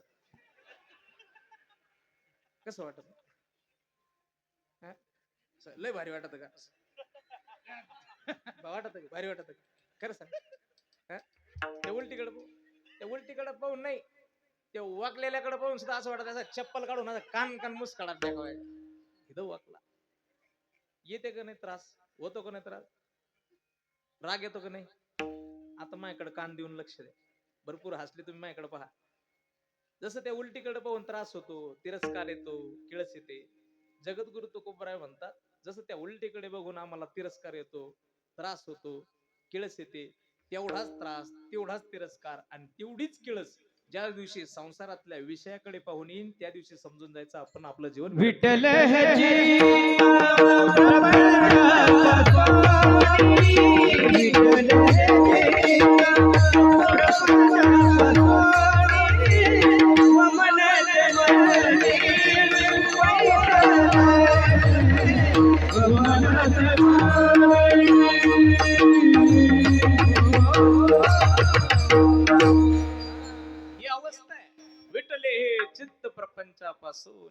प्रपंचातल्या विषयाकडे पाहून आम्हाला तसं वाटव आणि तुकोबरायला वाटायचं तुकोबरायांना स्त्रिया दिसत नव्हत्या तुकोबराय म्हणतात तुका म्हणे तैशा दिसतील नारी रिसाची परी आम्हा पुढे तुकोबराय म्हणतात स्त्रिया नाही स्त्रिया अस्वलने दिसतात धन दिसत नाही तुकोबराय म्हणतात माणिक पाषाण खडे जैसे सोने रुपये आम्हा मृतिके समान तुकोबरायला आता या जगाशी काही घेणं नव्हतं तुकोबरायला फक्त एकाच गोष्टीशी घेणं होतं जळी स्थळी काष्टी पाशानी देव एक देव दुसरं काही नाही तुकोबराय म्हणतात त्याचा परिणाम काय झाला सापडला हाती तरी झाली हे निश्चिंती आता माझं मन नाही धावा घेत मन इंद्रियांचे समाधान पण तुकोबराय या सगळ्यासाठी तुम्ही काय केलं तुकोबराय म्हणतात मी जे केलं ते लोकांना सांगा आता सांगतो तुम्हाला एकदा टाळी वाजवा विठोबा रखुमाई हरे विठोबा रखुमाई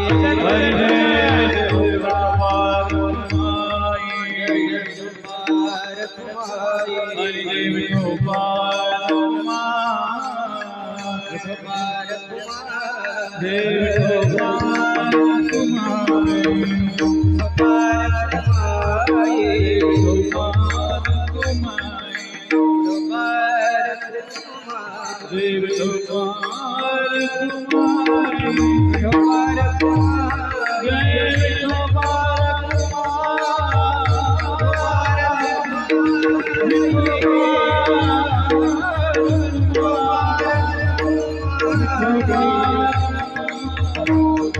नाही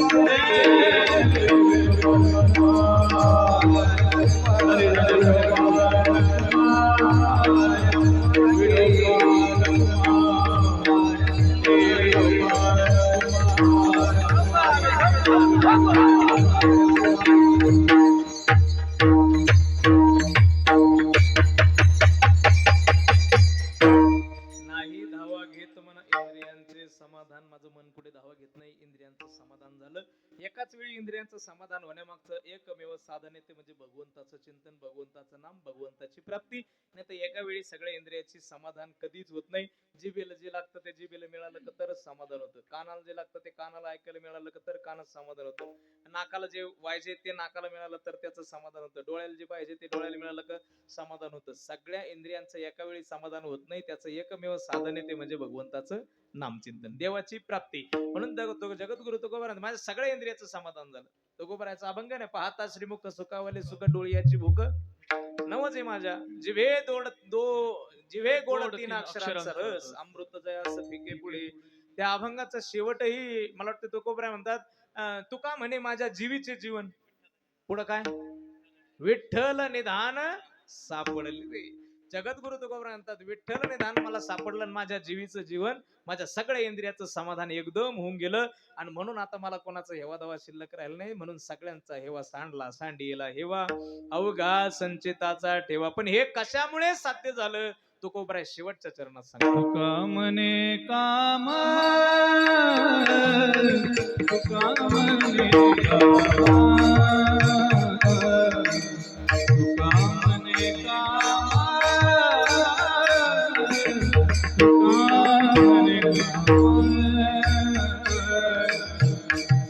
म्हणे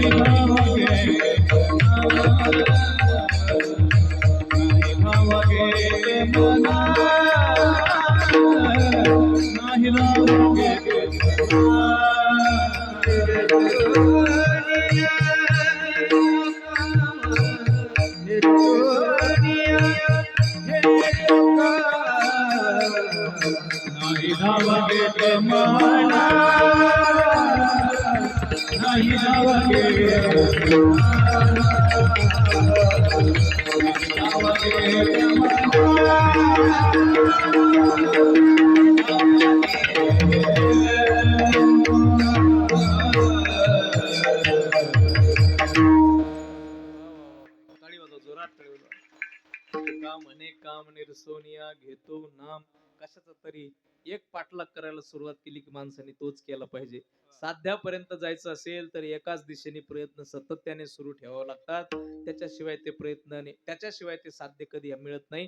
म्हणून जगद्गुरु तुकोबरांनी जे साध्य ठेवलं, पांडुरंग परमात्मा समोर ठेवला आणि त्या साध्याला जाण्याचा प्रयत्न वडिलांनी सांगितल्याप्रमाणे भगवंताचं नाम कधी सोडलं नाही. म्हणून पहा, जीवनामध्ये एक साध्य ठेवून चाललं पाहिजे. पहा, बळीच्याही जीवनामध्ये एक साध्य होतंय. बळीच्याही जीवनामध्ये दान दान दान फक्त देत राहायचं. तर जगाचा मालकाला एक दिवस त्याच्या दारात यावं लागलं हात घेऊन. बटूच्या रूपात आला देव, पण आला आणि बळीला म्हणला दान दे मला. दान मागितलं नाही, पण बळीला जेव्हा मागितलं तेव्हा बळीचं सर्वस्व घेऊन टाकलं. असं दान दिलं का जगाचा मालक मागण्यासाठी आला. असं भजन केलं की जगाचा मालकच भजन ऐकण्यासाठी तुकोबराच्या दारामध्ये आला. असं काहीतरी करावं. असा शूर जननी जनेशो भक्त जने या दाताया शूर, नाही तो जननी वांजबली क्या खोवेगा नूर. भक्त जन्मावा, दानशूर जन्मावा, नाही तर शूर छत्रपती शिवरायांसारखा जन्माला घालावा, नाही तर धर्मवीर छत्रपती शंभूराजांसारखा, छत्रपती शिवरायांसारखा पुत्र आमच्या या मातीमध्ये आम्हाला मिळाला. हा सगळ्यात मोठा आपलं सद्भाग्य आहे राजा. असा पुत्र जन्माला घालावा. एक त्यांनी लक्ष ठेवलं की स्वराज्य, तर स्वराज्य पूर्ण होईपर्यंत त्यांनी दुसरीकडे पाहिलंच नाही. आणि मुंडके मुरगळून नाही बरं का कुणाची. उलट 18 पगड जातीन 12 बलुतेदार एकत्र केले माझ्या राजाने आणि सगळ्यांना काम करण्याची संधी दिली. पुण्यामध्ये शनिवार वाड्याच्या पुढे एक उलटी पहार घोसून त्याच्यावरती चप्पल टांगून ठेवली होती या मोगलांनी. इथं जर कोणी राज्य केलं ना तर त्याचं राज्य मातीत जाईल, त्याचं काही पिकणार नाही, त्याचं काही होणार नाही. आणि त्या पुण्याच्या सुप्या प्रांतावरती ज्यावेळी शहाजीराजे जिजाऊ साहेबांना घेऊन गेले त्यावेळी छत्रपतींचा जन्म झाल्यानंतर जिजाऊंनी विचारलं की हे काय आहे, त्यावेळी त्यांना कळलं की असं असं आहे, इथं काही पिकत नाही म्हणे, इथं हे असा असा श्राप दिलेला आहे. असा श्राप कोणी दिला? आणि कोणते इंग्रज, कोणते मोगल, हे कोणते पोर्तुगीज, डच होते, पोर्तुगीज होते, फ्रेंच होते, आपल्यावरती आक्रमण करणार काय कमी माणसं होते का? कोणते? आणि त्यांचा काय श्राप? जिजाऊ आईसाहेबांनी त्याला असा श्राप होता की त्याचा कुळाचाच नाश होईल. जिजाऊंनी सांगितलं माझं झालं तो होऊ दे. स्वतःच्या हाताने जिजाऊ साहेबांनी ती पहार उपटली आणि सोन्याच्या नांगराने ते पुणे प्रांत नांगरलं. आणि तिथून पुढे 18 पगड जाती आणि 12 बलुतेदारांना सांगितलं की तुम्ही तुमचं काम करा. चांभाराला सांगितलं तू तुझं काम कर, लोहाराला सांगितलं तू तुझं काम कर, कुंभाराला सांगितलं तू तुझं काम कर, कुणब्याला सांगितलं तू तुझी कुणबी कर, तुझं शेती कर. ज्याला त्याला ज्याचं त्याचं काम हाताला दिलं जिजाऊ साहेबांनी. याला म्हणतात सगळ्याचा त्याग करून जगासाठी जगणं. आणि त्या जगण्यामुळे स्वराज्य उभं राहिलं. आज आपण स्वतंत्र महाराष्ट्रात, स्वतंत्र भारतात बसून छातीला हात लावून सांगतो 1 मेच्या दिवशी, महाराष्ट्र माझा, महाराष्ट्र माझा,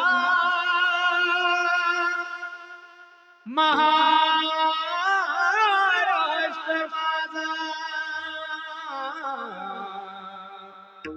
जय जय महाराष्ट्र माझा, गरजा महाराष्ट्र माझा.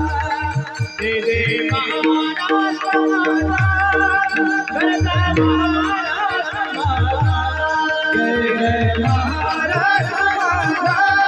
गरजा महाराष्ट्र माझा. जय जय महाराष्ट्र माझा, गरजा महाराष्ट्र माझा.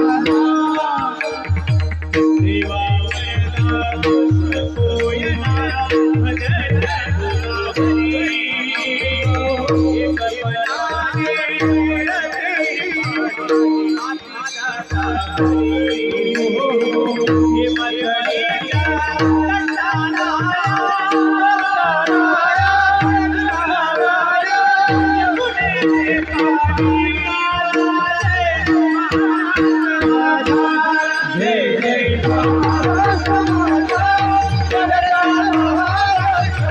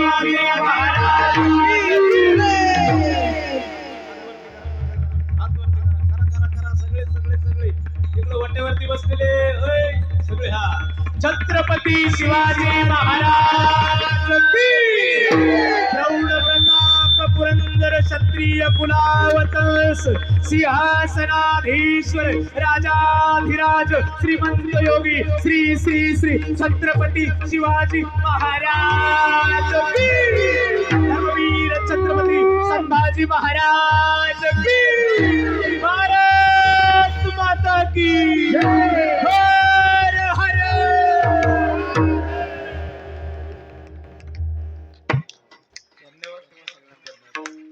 असं एक प्रयत्न करत राहा आणि एका दिशेला चालत राहा, साध्य होईल. तुकोबरायांनी सुद्धा तेच केलं आणि जगाचा मालक साध्य करून दाखवला. त्याच्यासाठी तुका म्हणे काम निरसोनिया घेतो ना. महाराज सांगतात पण हे सगळं त्याच्याशिवाय साध्य झालं नाही. कुणाशिवाय? संतांच्या संगतीशिवाय होत नाही.